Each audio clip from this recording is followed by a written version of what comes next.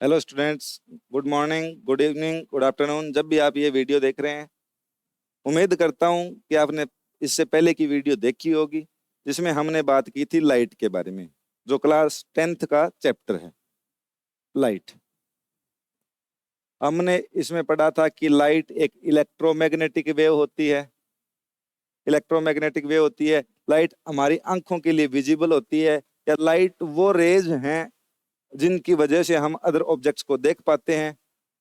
इसकी अगर वेवलेंथ की रेंज की हम बात करें तो वो 3800 एमस्ट्रॉन्ग टू 7800 एमस्ट्रॉन्ग होती है। 1 Armstrong means 10⁻⁻10 metre.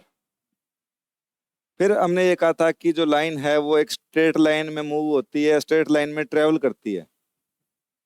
Light travels in a straight line जब तक कि उसके आगे कोई बाधा नहीं आए, जब तक कि उसके आगे कोई डिस्टरबेंस नहीं आए। जब लाइट के सामने कोई डिस्टरबेंस आता है तो अपना पाथ चेंज करती है। फिर हमने इसके बाद बात की थी कि जो सबसे इम्पोर्टेंट टॉपिक था अपना 10th क्लास के सिलेबस के अकॉर्डिंग, वो था रिफ्लेक्शन। रिफ्लेक्शन की बात कर रहे थे, तो रिफ्लेक्शन में हमने ये कहा था कि अगर कोई भी लाइट रे किसी पॉलिश्ड सरफेस पे इंसिडेंट होती है तो वो रिफ्लेक्शन के बाद या उससे टकराकर वापस उसी मीडियम में चली जाती है। उस फिनोमिना को हमने कहा था रिफ्लेक्शन। रिफ्लेक्शन का कुछ डायग्राम देखो तो वो कुछ ऐसे था।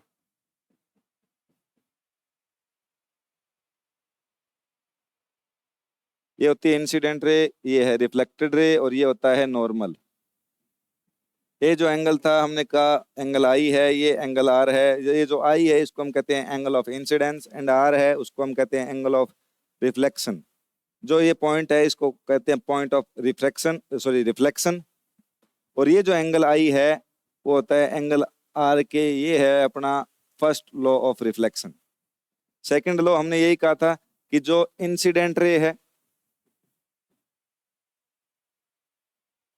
और जो रिफ्लेक्टेड रे है, reflected ray and normal lies in same plane. Same plane वो जो रिफ्लेक्टेड या रिफ्लेक्टिव सरफेस के परपेंडिकुलर होता है।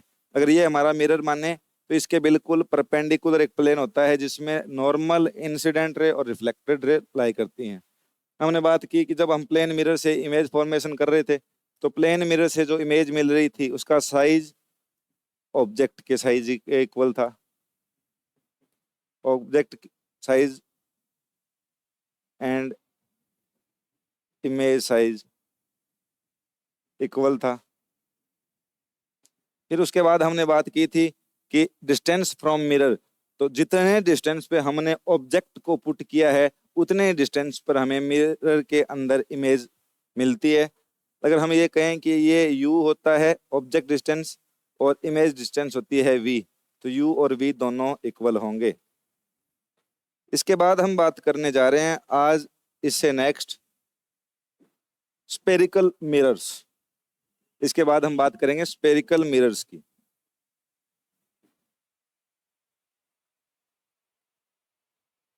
स्पेरिकल मिरर, स्पेरिकल मिरर क्या होता है? अगर हम एक होलो स्पेयर लेके चलें, होलो स्पेयर मीन्स जिसके अंदर कोई मटेरियल ना भरा हो या वो खाली स्पेयर हो, जिसके अंदर कुछ नहीं हो, उसको कहते हैं होलो स्पेयर, और वो भी ट्रांसपेरेंट।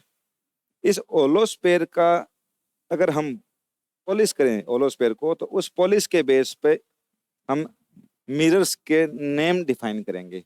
अगर इस होलो स्पेयर का ये कहूं कि मैं इसका ये आउटर पार्ट है, इसको इतना पॉलिश कर देता हूं, और पॉलिश करने के बाद अगर इस पार्ट को यहां से काट दिया जाए तो आप देखोगे हमें कुछ इस प्रकार का एक इंस्ट्रूमेंट मिलता है, या इस प्रकार का एक ऑब्जेक्ट मिलता है।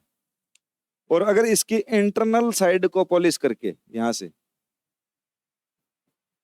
और फिर इसको काट दिया जाए यहां से, तो ये जो पार्ट बचा है ये कुछ हमें ऐसे मिलेगा।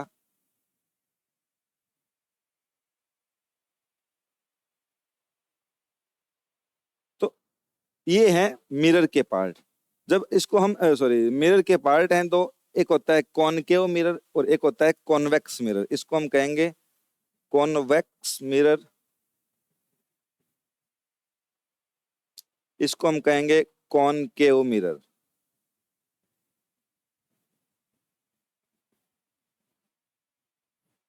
Concave mirror and convex mirror. Spherical mirror कहा गया क्योंकि एक मिरर के या होलोस्फेयर के, सॉरी, स्पेरिकल मिरर इसको इसलिए कहा गया कि एक होलोस्फेयर का कटा हुआ पार्ट है। ये होलोस्फेयर का कटा हुआ पार्ट, अगर इसकी ये साइड आउटर या जो ये कहें कि ऊपर उठी हुई जो साइड है उसको हम पॉलिश कर दें तो जो हमें मिरर मिलता है वो होता है कॉनकेव मिरर। और अगर इसकी इंटरनल साइड या जो अंदर धसी हुई साइड है उसको हम पॉलिश कर दें तो उसको हम कहेंगे कॉन्वेक्स मिरर। एक हो गया कॉनकेव मिरर, एक हो गया कॉन्वेक्स मिरर, और ये है टाइप्स ऑफ मिरर, एक convex and second is concave mirror. इसमें आगे बढ़ेंगे तो हमें कुछ वर्ड सुनने को मिलेंगे बार बार कि हम कहेंगे कि एक प्रिंसिपल एक्सिस होता है, एक पोल होता है, एक फोकस होता है, एक फोकल लेंथ होती है, एक सेंटर ऑफ कर्वेचर होता है, एक रेडियस ऑफ कर्वेचर होती है। तो हम स्टेप टू स्टेप ये बात करते हैं कि ये जो वर्ड मैंने अभी बोले ये होते क्या हैं। तो हम बात करेंगे कॉनकेव मिरर के लिए। ये जो डेफिनेशन है ये दोनों ही मिरर के लिए वैलिड है। जो भी हम रिलेशन लेके आएंगे वो भी दोनों ही मिरर के लिए वैलिड रहेगा।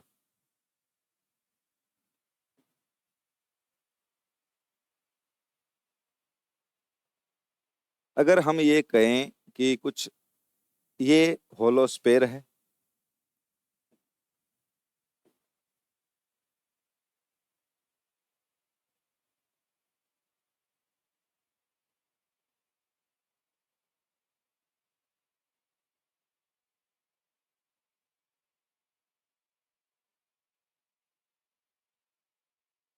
ये कोई एक है होलोस्फेयर। अगर हम इसका एक छोटा सा पार्ट काट लें, मान के चलो हमने इसको इतना पार्ट हमने इसका कट कर दिया और इसकी जो आउटर साइड है वो कर दी हमने पॉलिश, तो ये जो कटा हुआ पार्ट, कटा हुआ जो पॉलिश्ड पार्ट है, ये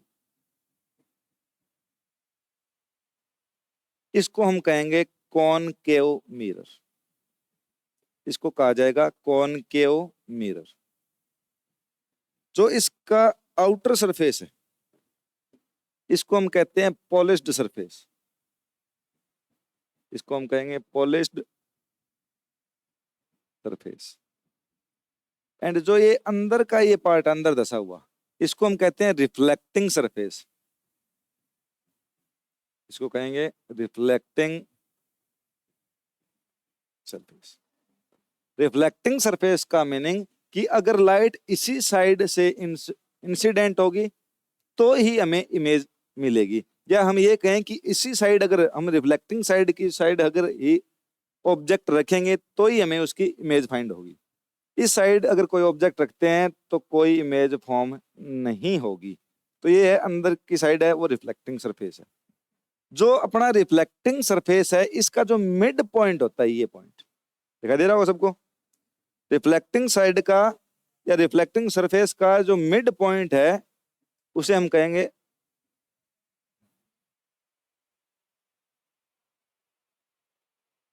इसको कहा जाएगा पोल। ये अपने पोलिश।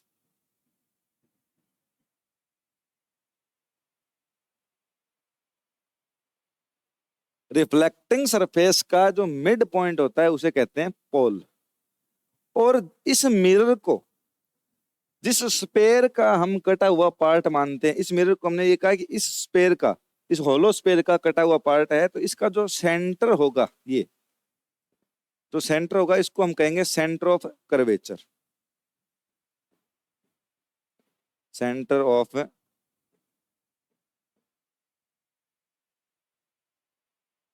जिस भी होलो स्पेयर का कटा हुआ पार्ट माना जाता है मिरर को, उस होलो स्पेयर का जो सेंटर होगा उसको कहेंगे सेंटर ऑफ कर्वेचर।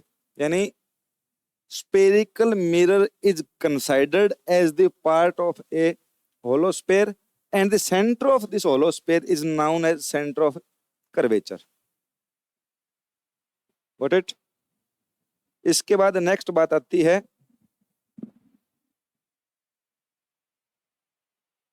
इसको हम थोड़ा सरव कर दें यहां से।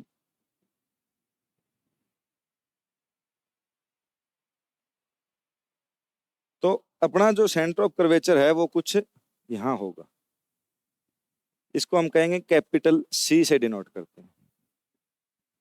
Centre of curvature is denoted by capital C and pole को लिखेंगे कैपिटल पी से। और जो लाइन पोल और सेंटर ऑफ कर्वेचर को ज्वाइन करेगी, या ये कहें कि सेंटर ऑफ कर्वेचर और पोल को जो मिलाने वाली लाइन है उसे हम कहते हैं प्रिंसिपल एक्सिस। पोल और सेंटर ऑफ कर्वेचर को मिलाने वाली लाइन होगी प्रिंसिपल एक्सिस, इसको हम क्या कहेंगे, ये होती है प्रिंसिपल एक्सिस।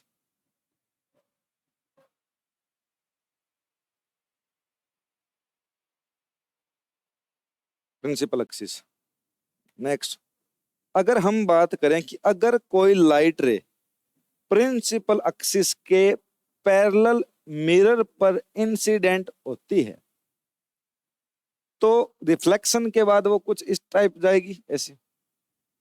तो रिफ्लेक्शन के बाद, या ये कहें कि जो प्रिंसिपल एक्सिस के प्रिंसिपल एक्सिस के पैरेलल जो रे इंसिडेंट हुई है वो रिफ्लेक्शन के बाद प्रिंसिपल एक्सिस के जिस पॉइंट पर कट करती है, प्रिंसिपल एक्सिस को जिस पॉइंट पर कट करती है उसे कहते हैं फोकस, उसे कहा जाएगा फोकस। रिफ्लेक्टिंग सरफेस का मिड पॉइंट पोल, इस मिरर को जिस होलो स्फीयर का कटा हुआ पार्ट माना गया उसका centre of curvature. Centre of curvature और पोल को मिलाने वाली लाइन प्रिंसिपल एक्सिस, और प्रिंसिपल एक्सिस के पैरेलल इंसिडेंट होने वाली जो लाइट रे है वो रिफ्लेक्शन के बाद प्रिंसिपल एक्सिस को जिस पॉइंट पे कट करेगी या जिस पॉइंट पे उसको इंटरसेक्ट करेगी उस पॉइंट को हम कहेंगे focus, and focus is denoted by capital F. Next,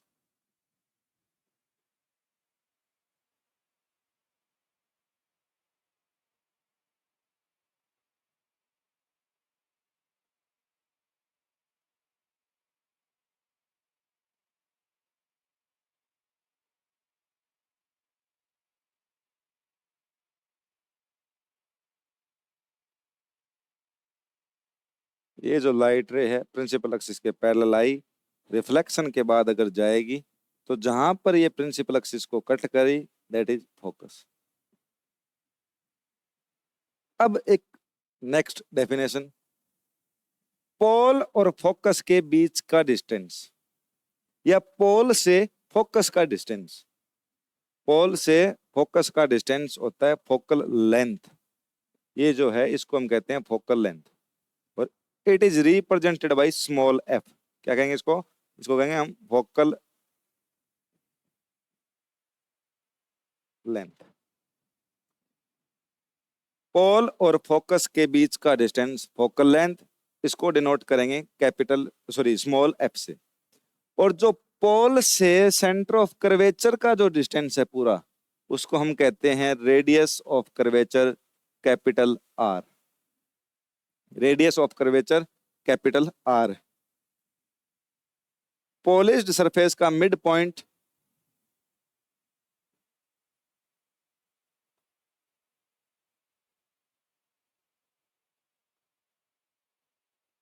polished surface का मिड पॉइंट होता है पोल, जिसको हम लिखते हैं कैपिटल पी से।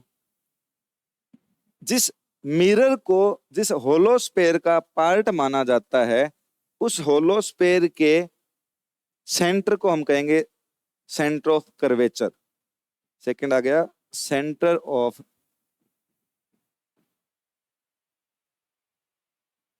कर्वेचर। थर्ड कि स्फेरिकल मिरर को जिस स्फीयर का या होलो स्फीयर का पार्ट माना जाता है उसकी रेडियस ऑफ कर्वेचर, उसकी रेडियस ऑफ कर्वेचर। और इसको कुछ इस प्रकार भी कह सकते हैं कि distance between pole and centre of curvature is known as radius of curvature. center of curvature. The mirror is considered as the part of hollow sphere, and the center of this hollow sphere is known as center of curvature. And the mid part of reflecting surface is known as pole. It is denoted by capital P.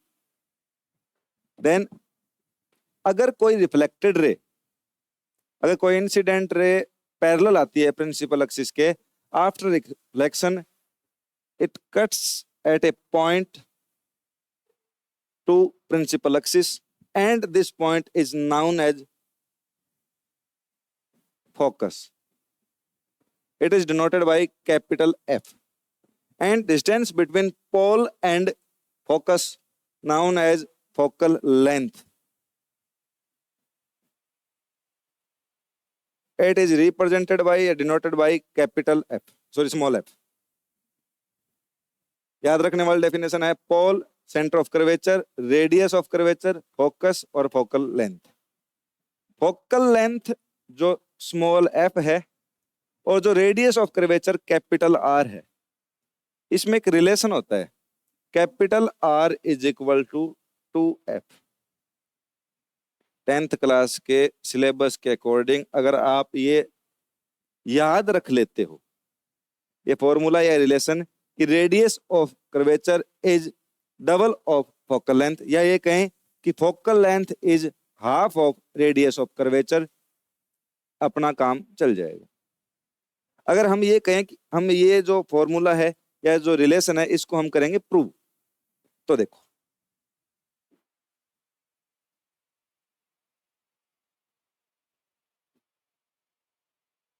ये अपना mirror बड़ा सारा,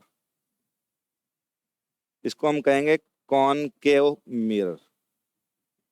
ये हो गया concave mirror और ये हो गया इसका पोल पी।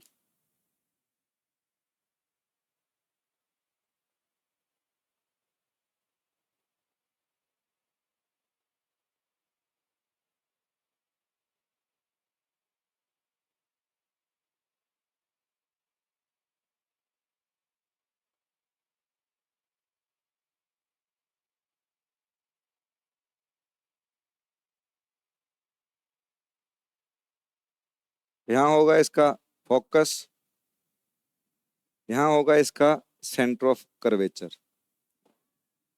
P से C के बीच का डिस्टेंस है उसको कहते हैं रेडियस ऑफ कर्वेचर यानी कैपिटल R, और जो P और F के बीच का डिस्टेंस है उसको कहते हैं फोकल लेंथ यानी स्मॉल f। और हमें प्रूव करना है कि capital R is equal to 2f, या हम ये कहें कि f is equal to R by 2।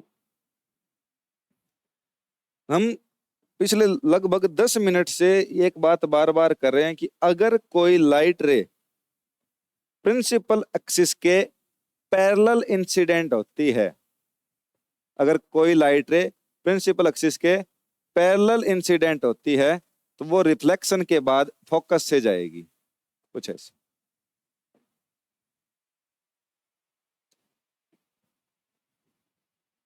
Principal axis के पैरेलल इंसिडेंट होती है तो वो रिफ्लेक्शन के बाद फोकस से जाएगी।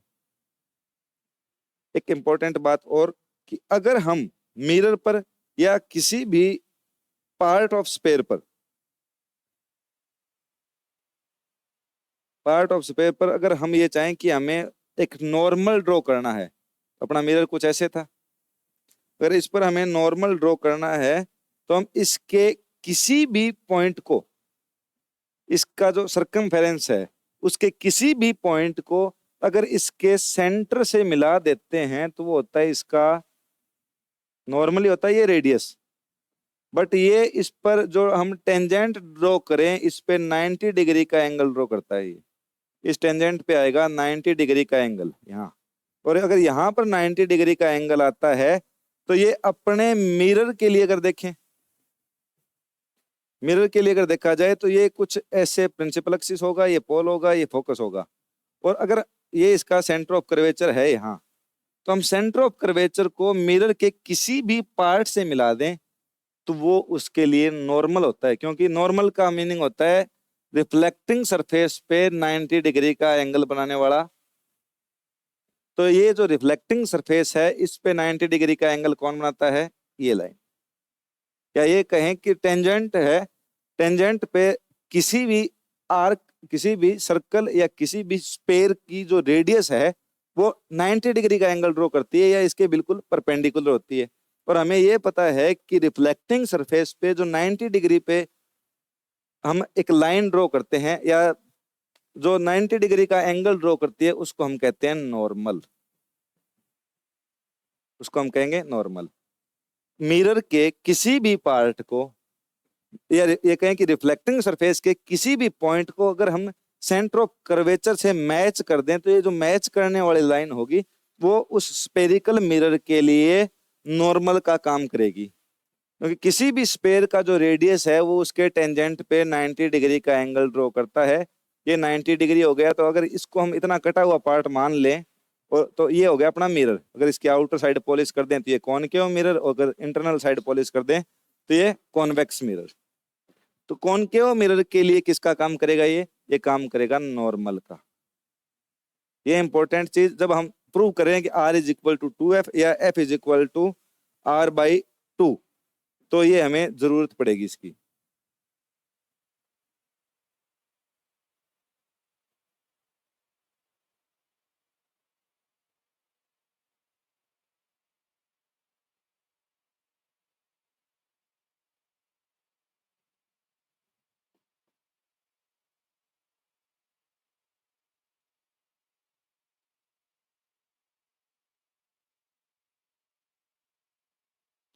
तो ये जो अपनी लाइन है जो सेंटर ऑफ कर्वेचर से होती हुई जो ये हम मैच करें, ये जो आपको डॉटेड लाइन दिखाई दे रही है ये काम करेगी इसके लिए नॉर्मल का।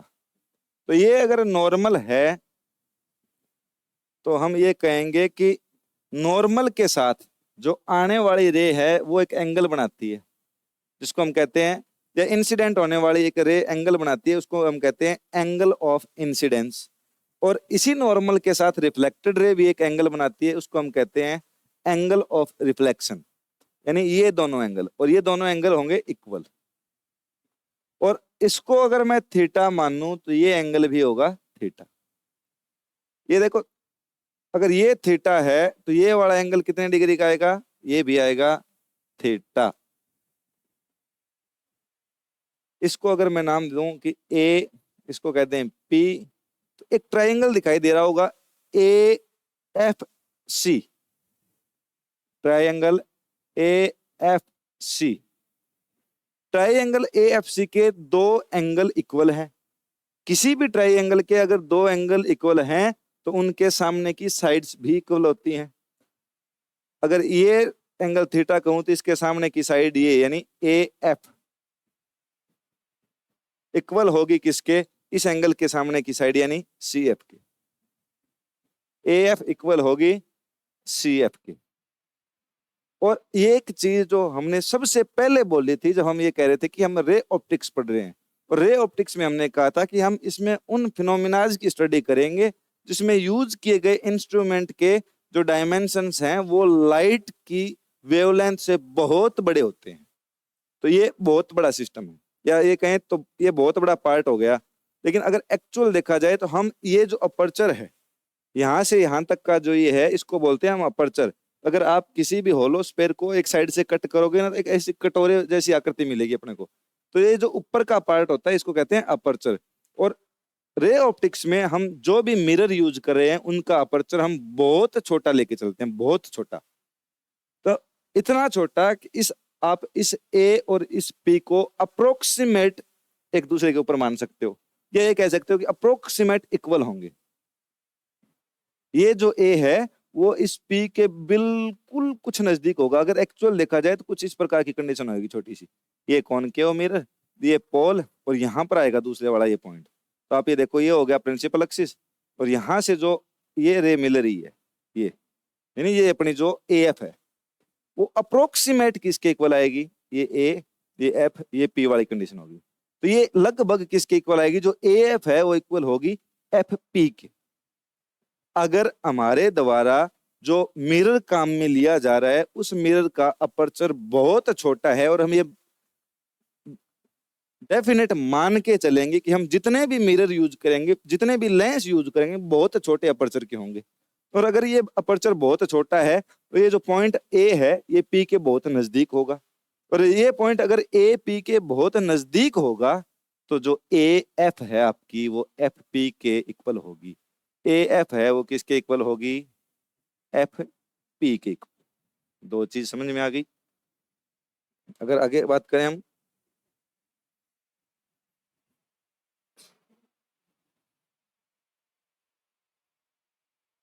एक जो देखो सीपी है, जो सीपी जो पूरी साइड दिखाई दे रही है हमें, ये किसके इक्वल होगी? C F plus F P. C F plus F P, यानी मैं सी और एफ यानी जो ये है यहां तक, इसमें अगर ये आगे की ये जो साइड है इसको ऐड कर दूं तो ये कंप्लीट सीपी बनेगी कि नहीं बनेगी? कंप्लीट सीपी बनेगी। कंप्लीट सीपी इक्वल होगा C F plus F P. अब देखो सी एफ किसके इक्वल है? ए एफ के। सी एफ किसके इक्वल है? ए एफ के। और ए एफ किसके इक्वल है? एफ पी के। तो क्या हम सी एफ की जगह ए एफ और ए एफ की जगह एफ पी पुट कर सकते हैं? या ये कहूं कि C P is equal to C F की जगह क्या पुट करोगे आप? A F plus F P. और ये अब ए एफ किसके इक्वल हो गई? एफ पी के। तो C P is equal to F P plus F P. ये लिखूं कि C P is equal to 2FP, तो ये गलत नहीं होगा। गौर से देखोगे तो आपको पता चलेगा कि सीपी क्या है। CP is radius of curvature for this concave mirror. Concave mirror CP है वो इस कॉनकेव मिरर की रेडियस ऑफ कर्वेचर है। Distance from pole to centre of curvature, distance between pole and centre of curvature क्या आएगा? CP is equal to capital R यानी radius of curvature. Next अगर हम बात करें एफ पी की, आप देखो कि एफ पी है वो distance between pole and focus है। Distance between pole and focus है। ये कहें कि distance from pole to focus है। पोल से फोकस के बीच का जो डिस्टेंस है उसको हम कहते हैं फोकल लेंथ यानी स्मॉल एफ। तो क्या आ जाएगा? 2 पढ़ा है, पढ़ा रहने दो, एफ का एफ क्या गया? R is equal to 2F। हमने लिखा था कि are is equal to 2F या F is equal to R by 2। अगर सेकंड टर्म लेके आना चाहो, ये जो आपको 2 दिखाई दे रहा है इसको फेंक के मारो इधर, क्या आएगा? F is equal to R by 2 and that is the relation between focal length and radius of curvature. Focal length and radius of curvature, ये कहें कि radius of curvature focal length की डबल होती है, या ये कहें कि focal length radius of curvature की हाफ होती है, बात दोनों ही सही है। अब तक की जो चीजों में पढ़ी हुई में सबसे इंपॉर्टेंट है स्पेरिकल मिरर क्या होता है। स्पेरिकल मिरर किसी भी होलो स्पेयर का, खाली स्पेयर का जिसके अंदर कुछ नहीं भरा हो और वो ट्रांसपेरेंट हो, उसका एक पार्ट होता है। अगर उसकी हम कोई पार्ट काट के आउटर साइड पॉलिश कर दें, यानी ये जो पॉलिश्ड सरफेस है ये मिरर है, और अगर इस पार्ट की हम इंटरनल साइड पॉलिश कर दें ये, तो कुछ ऐसे होगा, ये भी मिरर है।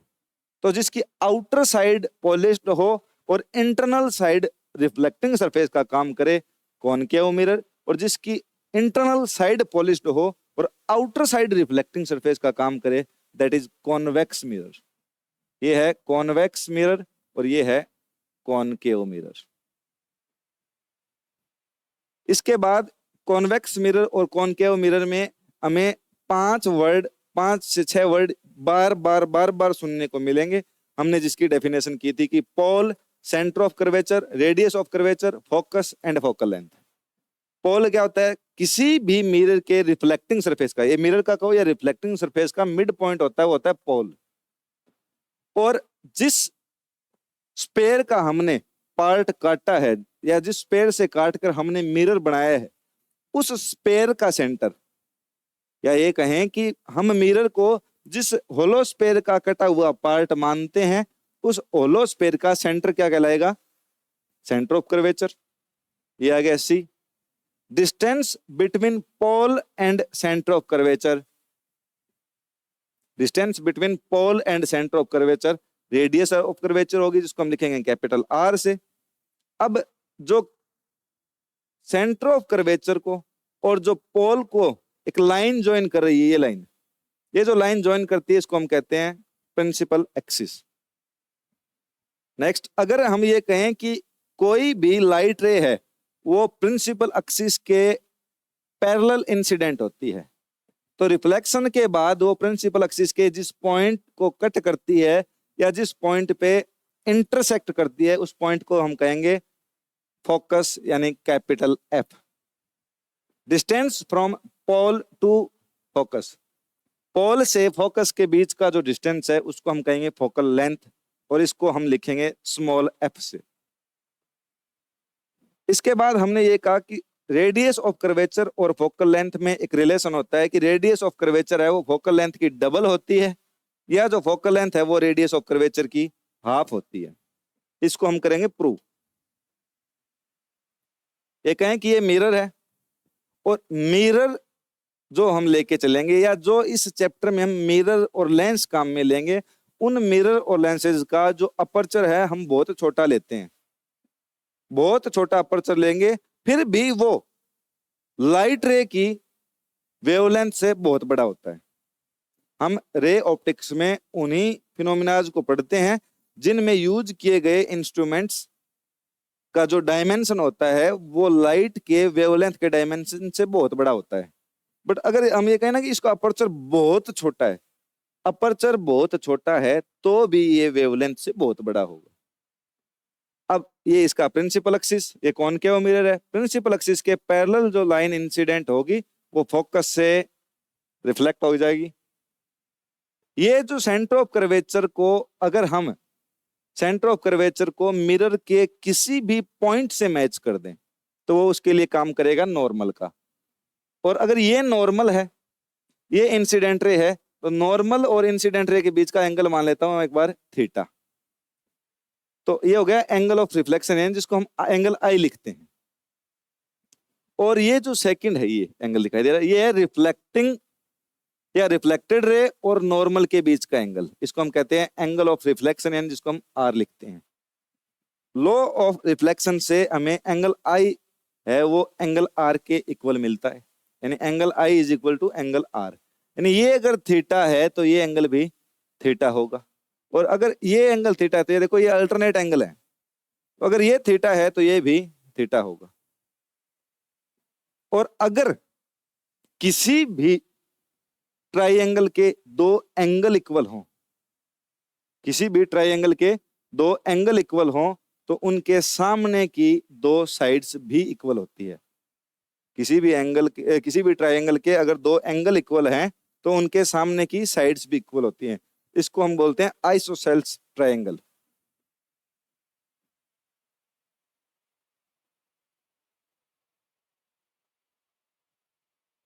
तो इस एंगल के सामने की साइड यानी सी एफ, और इस एंगल के सामने की साइड यानी ए एफ, सी एफ और ए एफ दोनों इक्वल होंगी।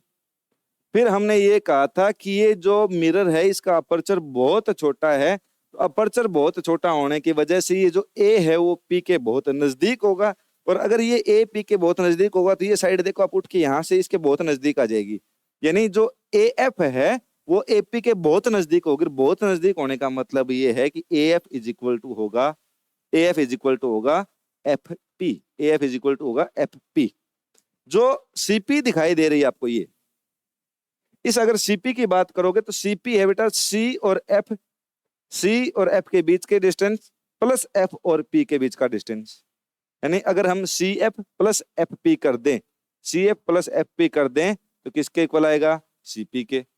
और अब देखो सी एफ किसके इक्वल है? ए एफ के। ए एफ किसके इक्वल है? एफ पी के है। तो हम सी एफ की जगह क्या पुट करेंगे? ए एफ, और सी एफ की जगह हमने पुट कर दिया ए एफ, तो आ गया CP is equal to A F plus F P. अब ए एफ इक्वल है एफ पी के, तो हम अब ए एफ की जगह पुट कर देंगे एफ पी, तो क्या आएगा, CP is equal to F P plus F P, यानी CP is equal to 2 F P. और जो सीपी है वो है रेडियस ऑफ कर्वेचर यानी कैपिटल आर। देखो सीपी है वो है कैपिटल आर, और पीएफ है वो है यहां से यहां तक का डिस्टेंस यानी फोकल लेंथ स्मॉल एफ। तो क्या आ गया, R is equal to 2F या F is equal to R/2। आज के लिए इतना ही, धन्यवाद। बने रहिए, कंटिन्यू देखते रहिए, इंप्रूवमेंट होगा डेफिनेट, समझ में आएगा। धन्यवाद।